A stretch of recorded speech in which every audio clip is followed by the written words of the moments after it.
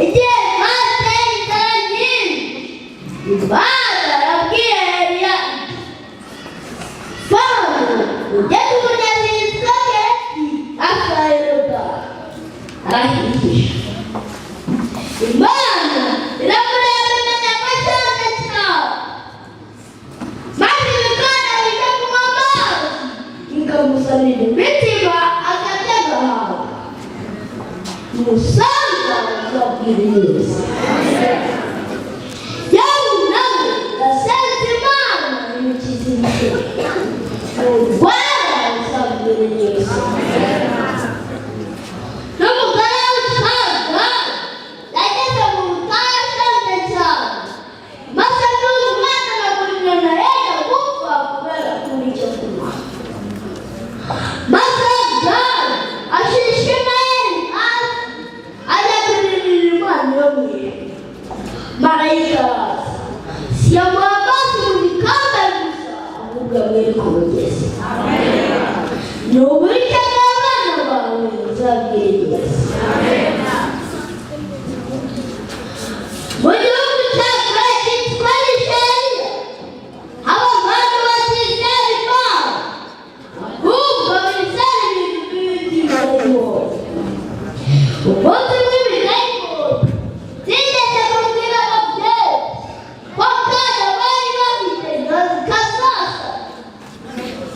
Ibyo bituma babatandukira mu butayu, inyamaswa z'ibirarashyamba zitazatabirwayo.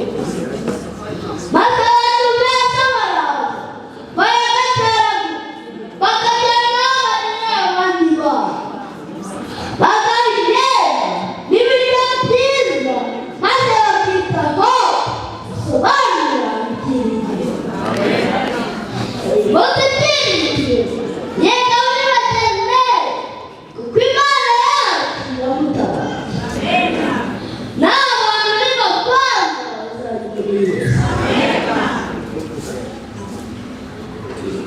Yesu yigisha cya 49 umurongo wa 15 haravuga ngo, mbese umugore yakwibagirwa umwana we n'amase, nawe barira ibyana?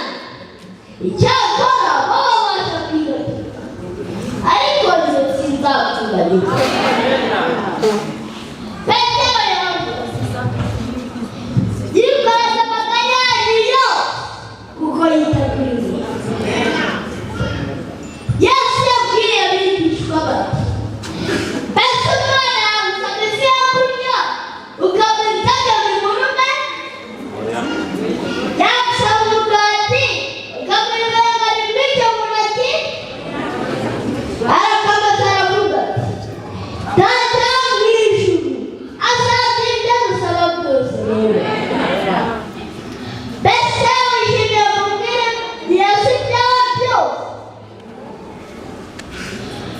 Icisha bugufi maze utsinde.